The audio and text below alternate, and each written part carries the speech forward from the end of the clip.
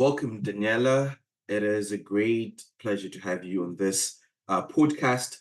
To people that are listening today, my name is Farai Munjoma. I am the founder and CEO of the Shasha Network. And on the Shasha Voices today, we are kicking off a very special series of conversations that we're calling the Shasha Pathways. And we're starting off with AI and tech. And today I'm joined with Daniela Massiceti, who is a senior researcher at Microsoft, who holds a BSc in electrical engineering and computer science, a Master of Science in Neuroscience at Oxford. The BSc was from University of Cape Town, a PhD in engineering science, and specifically in computer vision and machine learning. Daniela has done incredible work in the social space with coding boot camps and Indabas, and something that she is going to get deeper into as we hear her conversation. The reason why we're jumping into this particular conversation with Daniela is because we have realized that there's a lot of opportunity that exists for young people from the African continent to pursue different realms of the STEM field. And Daniela has gone on a similar journey of exploration. And in today's conversation, we're looking forward to learning from her and receiving some of the wisdom that she has gathered on her journey to becoming who she is today. And without going further, Daniela, welcome to the podcast. Thanks so much, Farai. Thank you very much for having me. Thank you so much for making time. I know it's in Australia now, and you've had to really manage your time zones to accommodate us. Today it's a very interesting day for us because we're kicking off this series of conversations. So you actually get to set the tone for what the next speakers are going to be talking about. But I know your story. Our audience are probably on the edges of their seat, looking to also understand who you are. And so to just kick off, would you please share a bit more about who you are? Who is Daniela? Where does your story start in South Africa? And what got you to where you are now in what you're doing? Yeah, sure thing, Farai. So, yeah, as you mentioned, I'm now based in Australia, but I started my journey in South Africa, in Joburg, actually. I grew up in Joburg.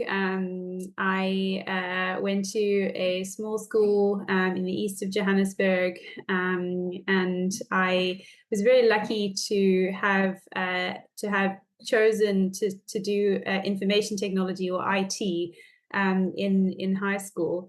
And that involved learning how to program, and that I really, really loved. And so I think that really set the tone for then kind of everything that would come after that. I remember I think it was my final year sort of project in high school, I coded up a game of Monopoly, which I remember we had almost like the whole term to do it, but I did it all in my holidays in like 1 week because I just became sort of so obsessed with this game to work. So that was really fun, and I think really cemented this idea in my mind that programming was what I was good at, programming was what I enjoyed. And so then when I came to the end of my high school and finished my exams and started to think about what I would do next, I was really keen to make sure that computer science or coding formed some part of that. My dad actually is an electrical engineer, and so he was quite keen for me to go into electrical engineering. He said, "Oh, it's a very good degree," and I believed him. But I was really quite insistent in, also bringing this computer science aspect to the degree. And so when I was starting to look around for programs across the South African universities that were available, I happened on this particular program of electrical and computer engineering at the University of Cape Town. And when I looked into the course manual and the course program, I saw that it included or combined both an electrical engineering degree with a computer science degree or a computer science major. And so this really felt like the perfect bringing together of sort of that engineering mindset, that problem solving mindset, along with then my ability to kind of continue in the coding direction.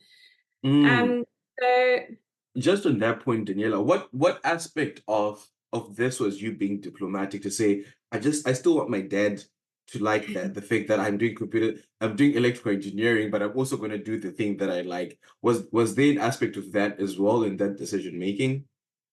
I think I really trusted my dad's advice, and so I really Mm, believed and trusted that, you know, an engineering degree was a very good degree to have. I also liked it because it felt really practical in the sense that, you know, if I got an engineering degree, there was many possible paths that I could kind of go down after having that degree. It's a very sort of flexible degree, mm, perhaps in the same way that a business degree is. You know, you're sort of, if you do a business degree, you're equipped with a general set of skills that are then applicable more broadly, which kind of felt different from, let's say, studying law or studying medicine, where the career path is more directly related to what you study. So I think, yeah, there was maybe a bit of some sense of obligation, but I think I could also see the benefits or mm. the perks of sort of having this engineering degree in my own way as well.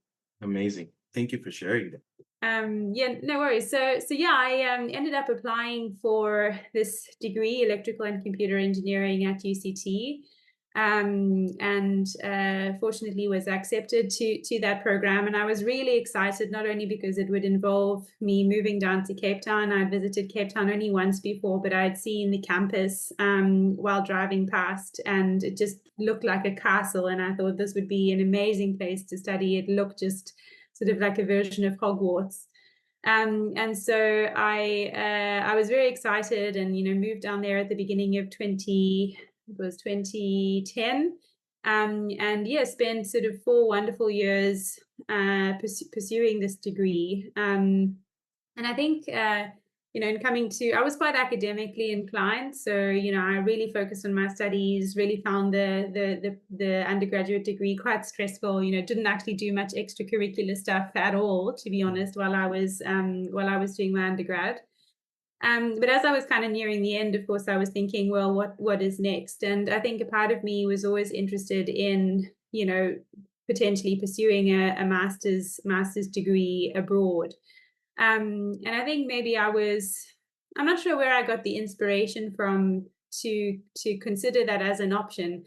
But again, maybe I'll call on this idea of kind of wanting to study at Hogwarts. You know, I'd spent a lot of my early teen years reading Harry Potter. And so basically Mm, anything that looked like Hogwarts, I was immediately drawn to. UCT was one example, but of course, then the universities of Oxford and Cambridge in the UK were another example. And so I had this fascination with maybe visiting there one day or studying there one day. mm. And I kind of thought, well, could I submit an application? Like, you know, what's the worst that could happen? I could just be rejected, and at least I would have tried. And so, yeah, in my final year of the undergrad, I applied for some scholarships as well as submitted a formal application to a few universities in the UK, but Oxford and Cambridge were one of them.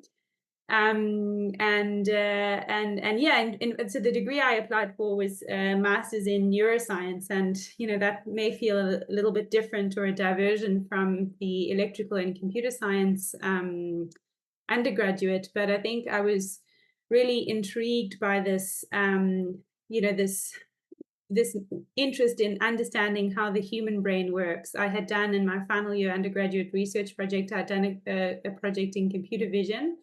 And so I already sort of had some experience in, you know, building these algorithms that could understand pixels automatically.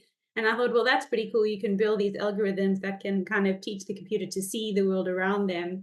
But I was kind of interested in, well, how does the human brain see? Like, how does our visual cortex work? And so I thought this master's in neuroscience, it was kind of a 1 year taught program, would be a really great way for me to you know, to get a deeper understanding around how the human brain actually sees the world. And so that kind of motivated the direction of a master's in computer science.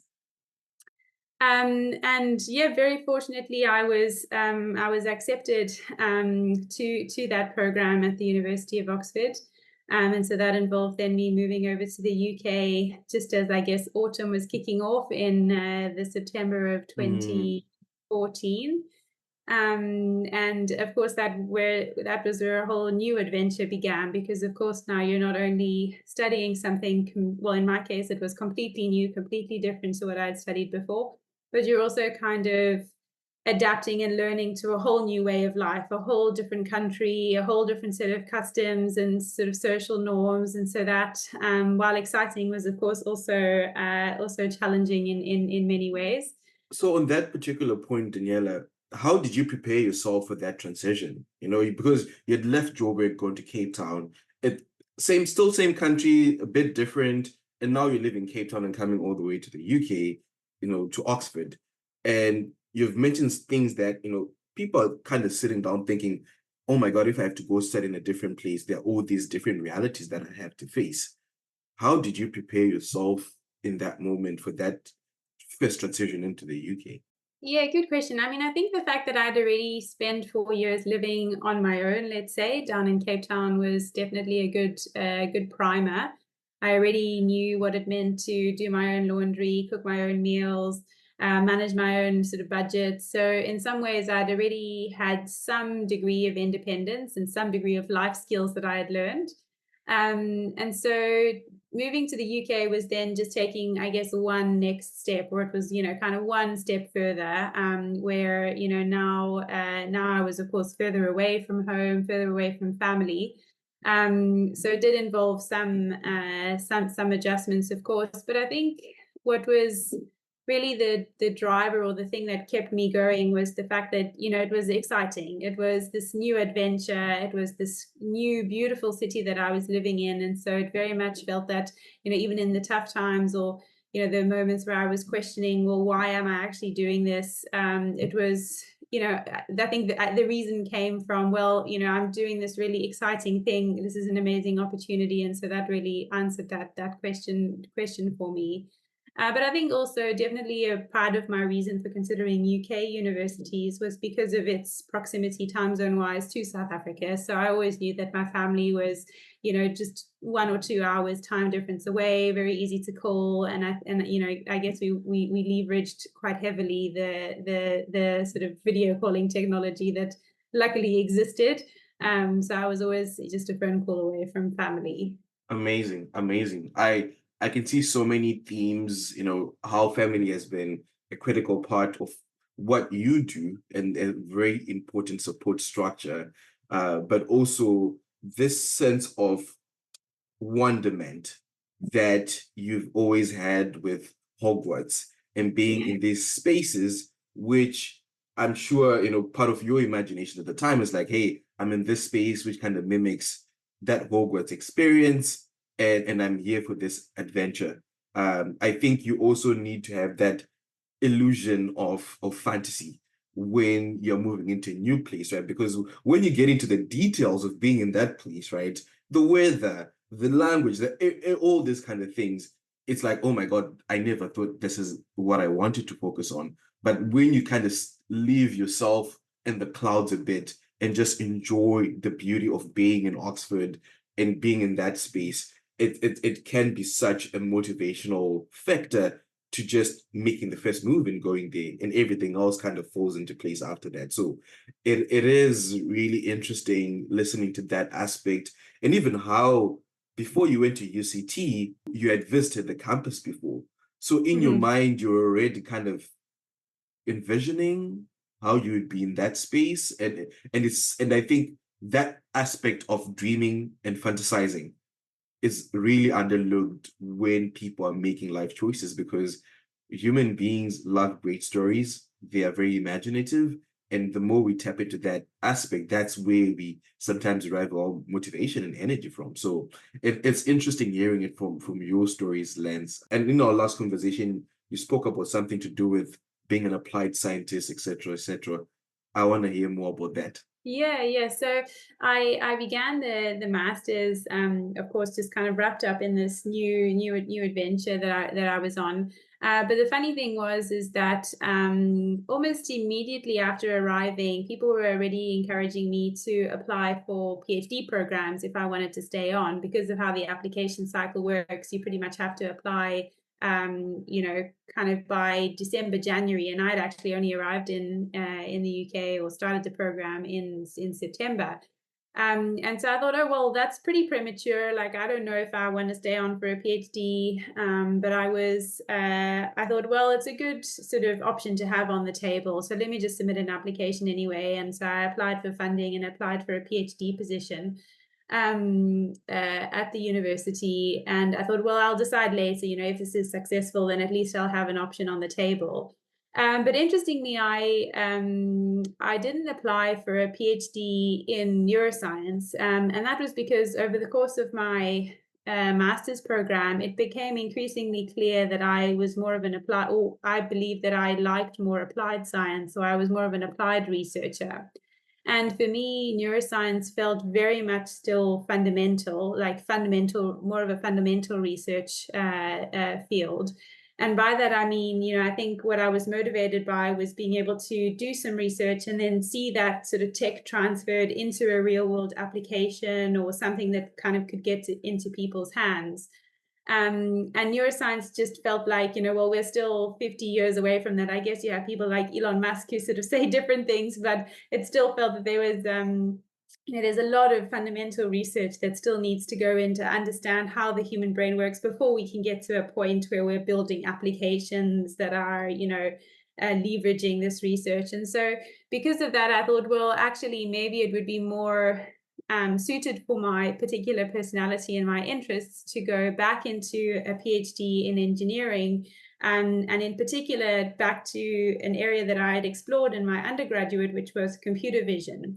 And I thought that actually, spending, 3 or 4 years of the PhD really diving deep into what computer vision had to offer would be a really interesting use of time, and I was really intrigued by that. And I saw very clear applications for computer vision, from self-driving cars to medical imaging. And in my case, I was particularly interested in how we can leverage these computer vision technologies to build better assistive devices for people who are blind or low vision. So before you go deep into that, you mentioned something because of my personality.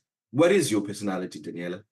I guess that's a big question, but I think I guess the way that I knew that I was more of an applied research scientist was that I was always more interested in reading papers or reading, articles on the web that were about like how this research had led to some product, or some research had, helped to develop X and Y and Z that was then used by people. I was much less interested in reading papers that were about just the research itself, where there was no clear connection to the real world application.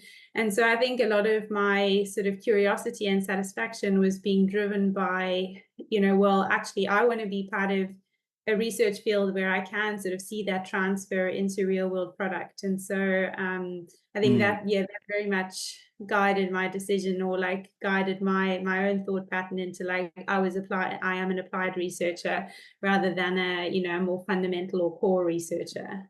My question to you is, how do you reconcile this idea of being the person that wants to do the research that gets applied and creates stuff in the real world? So moving beyond what happens between your brain and your ears to what happens in the real world with your hands.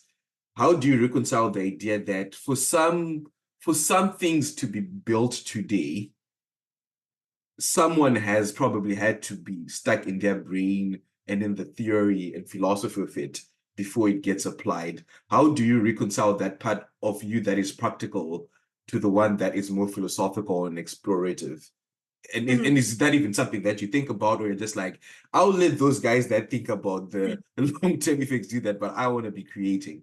Yeah, I think it's all about timelines and kind of what timelines you decide to form for yourself. So I'm certainly interested in the more technical or fundamental aspects. Now I'm in machine learning, and of course, a large part of that is also developing new algorithms, new technical innovations.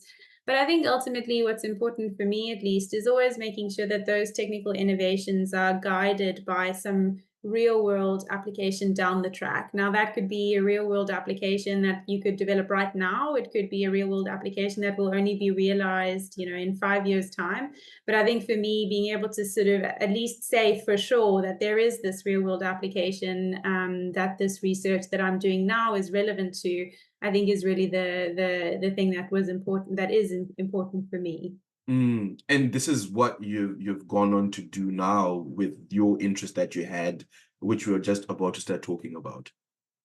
Yeah, exactly. So yeah, I in the end wrapped up this master's, and I think it was very clear toward the end of the master's that I just wasn't done with Oxford yet. It was obviously such a wonderful city to live in and be a student in, and so I was really, I felt not done with this, and so I ended up kind of accepting being accepted into the PhD program, and choosing to continue in that direction. And I think it was just, there was a lot of serendipity involved there, because as I was kind of entering this, PhD program in computer vision, this was in 2015. It was kind of just at the start of this kind of explosive growth in deep learning, AlexNet and the CNN, convolutional neural network had sort of come out in 2012. We were starting to see these massive gains in neural network based approaches. And so, yeah, it was just kind of serendipitous that I'd kind of started this PhD journey in machine learning and computer vision kind of at that time. And so I then spent the next kind of 4 years diving really deep into these methods, understanding them, and that was awesome fun, because there was, of course, a lot of excitement, a lot of cool things that these models could do. And yeah, I was kind of primarily exploring it in the context of assistive devices for people who are blind, which was really kind of the application that was driving me. When you were doing your PhD, what did your days look like? What did your interactions with the people that were supporting you with this research look like? Because for many young people that we work with, they don't even think about PhD, but it's a possibility for them.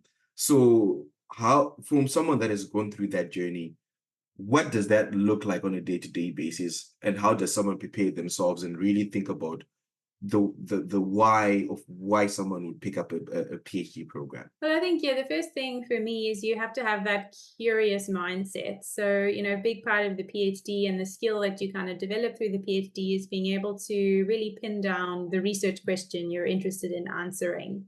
And, part of that, I mean, that, of course, is a skill that you develop over the course of the PhD, but I think almost a prerequisite is, you have to have that curious mindset that you bring, which is like, well, I am interested in formulating these questions. These are areas that I am interested in exploring. And so I think having that sort of curious mindset is definitely a first good starting point. But then, of course, over the PhD, you develop and hone that skill in being able to then get good at really converting an abstract, like I'm interested in X and Y and Z, into a really concrete set of research questions that then you go on to experimentally validate or theoretically prove or something like that. But I think, yeah, the day-to-day of the PhD was, going into an office space every day. We called it a lab, computer lab. It involved, keeping up to date with research papers that were coming out fast and furiously, although not as fast and furiously as they're coming out today. It involved meeting with my supervisor about once a week, meeting with other collaborators, so other postdocs in my lab, also about once a week, running experiments, writing code. And then eventually, once we sort of had some results from that, then writing that up into a research paper and usually submitting it to conferences primarily, but also journals. So a lot of also thinking about how do we tell the story of the research. It's not just about running the experiments, writing the code, but actually, like, what is the motivation? What is the story that sits behind this research? Why is it important? Why should the community care? So yeah, a lot of different components of the PhD for sure. And so at the end of the PhD, of course, people either stay in academia or people go into industry. What did that look like for you? Yeah, good question. So I was lucky enough during the course of the PhD to end up meeting a software engineer who was at Microsoft, and who is blind himself. He works on part of the Seeing AI app, which is an app that Microsoft develops for people who are blind. And given that my PhD research was very much in assistive technologies for people who are blind, he was a great contact to have, and he ended up connecting me with some researchers in Microsoft Research in Cambridge. And it turned out that they had an open internship position, and so I applied for that internship position and was very fortunate to get that position. And so, yeah, at the very end, sort of in the final year of my PhD, just after I'd submitted my thesis and I was waiting for my defense, I interned at MSR. And yeah, that was a great opportunity. It was a great way for me to see how industry research worked. It was really interesting. And so, yeah, then once I'd sort of finished that internship, I went back, defended my PhD thesis, and thankfully passed all of those hurdles. Coming out of that, I then applied for a researcher position with the same team at MSI Cambridge, and was fortunate enough to be offered a position with them. And that's pretty much where I've been since finishing the PhD. And this team focuses a lot on assistive technologies for people who are blind specifically, but also considers how AI technologies work more broadly for marginalized communities. Wow, that's quite the journey, and congratulations on all the progress that you've made. And I really appreciate you taking time to really take us through that journey, from when you first coded your Monopoly game to now you ending up where you are now, doing all this research in AI. I understand that beyond your day-to-day work, and you currently do work in Africa with the Indaba. Would you mind telling us about that and why that initiative is important, specifically at the time that we are in the continent and in the world in general? Yeah, of course. So the Deep Learning Indaba, as some of your listeners may know, is kind of this grassroots organization that has started across the African continent to really drive research and development in machine learning and AI. I was lucky enough to join the organization as an organizer in its second year running. I was doing my PhD at the time, and I came across, I think maybe it was even something on Twitter, and I saw that there was this community of African organizers who were coordinating this machine learning conference in Africa, in South Africa specifically. And I thought, wow, this is like the intersection of all the aspects of me, the fact that I'm also doing machine learning, the fact that I'm also African and South African. And so I have to reach out to these people to find out what they're up to and like what this community is. And that was then really my introduction and my the moment where I joined the organization as it was one of the organizers, and spent the next 2 years kind of helping to coordinate then the Indaba down in Stellenbosch and the following Indaba in Nairobi. Which was great fun.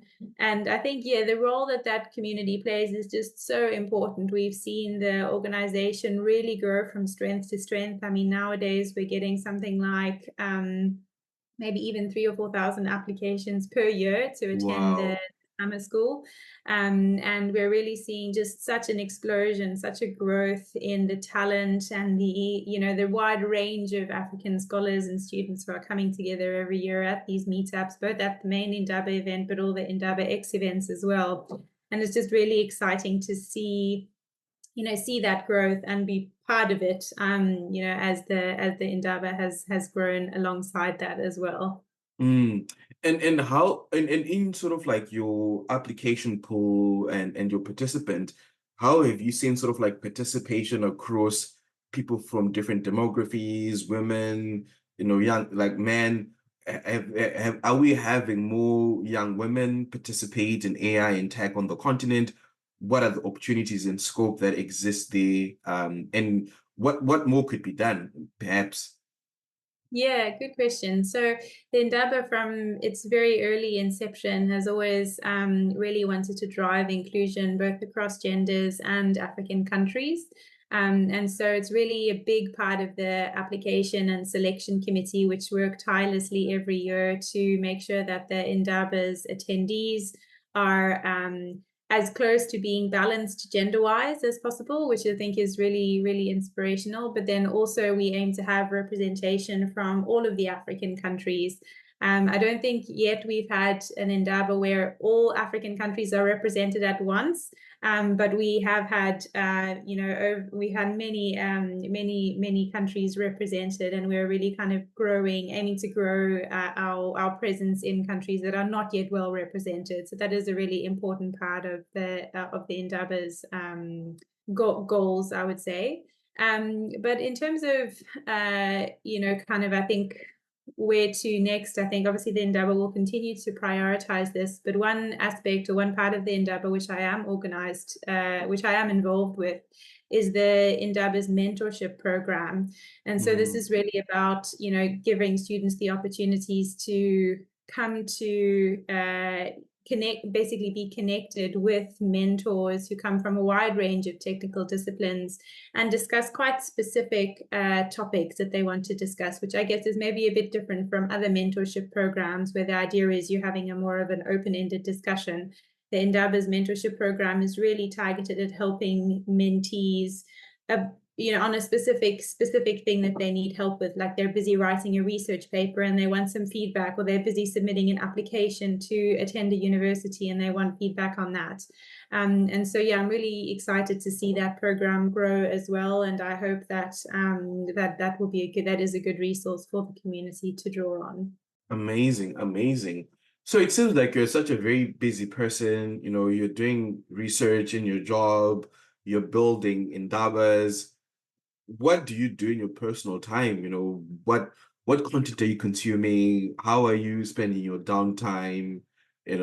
What does that look like for Daniela? Yeah, good question. I mean, I think because I spend so much time sitting at a desk and sitting in front of a computer screen, I usually like my downtime to not involve any screens at all. Okay. So I do a lot of swimming. I really love swimming, and I also do a lot of reading. I try and actively stay away from the Kindle, even though I do have a Kindle, because I really like the feeling of a hard copy book. And I also like a lot of kind of DIY sort of creative endeavors. And again, I think that's because it's something that I can kind of do with my hands, without having to look at a It's screen. practical. Yes, exactly. And so, yeah, I've done a lot of, crafting, various kinds of sewing, clothing design, and so on. So yeah, that's I do enjoy that in my spare time. And so what kind of books are you currently reading, or do you usually read? Yeah, so sci-fi and fantasy are my go-to genres. I Hmm. think previously I felt always a bit guilty reading those genres because it just felt so indulgent. But I think during the pandemic, I realized that life is too short for that, and so I have gone sort of deep into sci-fi and fantasy since the pandemic, and have really just enjoyed the downtime and the escape that comes from reading stories about these, imaginative worlds. So yeah, I really enjoy those genres. Amazing. So last question, and then we can definitely wrap up this conversation. There's so much that we've gotten from what you've been sharing with us. Because you're into sci-fi and pop culture and reading, I'll ask you two questions. The first question is, which character in the pop culture realm do you relate with the most? And I'll give you some time to think about that one. And the last one is, what parting thoughts would you have for any young person who wants to end up working in AI and they're starting off their journey in 2024? What are some of the Yeah. things that they should think about? Yeah. Yeah, good questions. So I think, if we talk about sort of the characters that I've identified most with, I'll maybe go back to my old faithful Harry Potter references, because I Mm, really do feel like the characters in those stories guided a lot of what has come, since those early teen years where I was reading those books. And I think if you ask any of my family members, they'll probably mm. tell me I'm Hermione Granger. Very studious, very goody two shoes. So perhaps that's the character Amazing. that I'll reference. But in terms of my passing wisdom or passing thoughts, I think there's a lot of change that's happening in the field of AI and technology at the moment, and that can feel overwhelming. But I think part of the challenge is really embracing that feeling of of being overwhelmed and not being scared by it in some sense.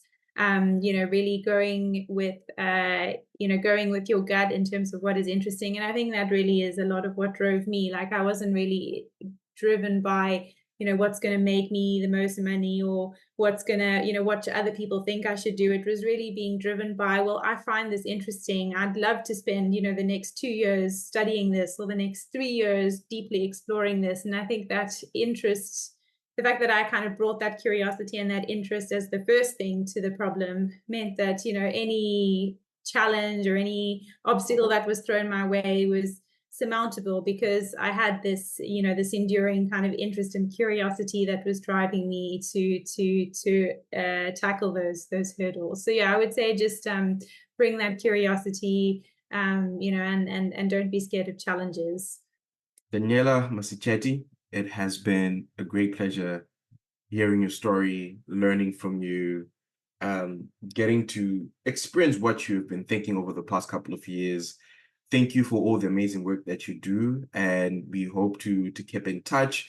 And hopefully, we'll send some of our Shasha scholars to apply for the Indaba at some point in the future.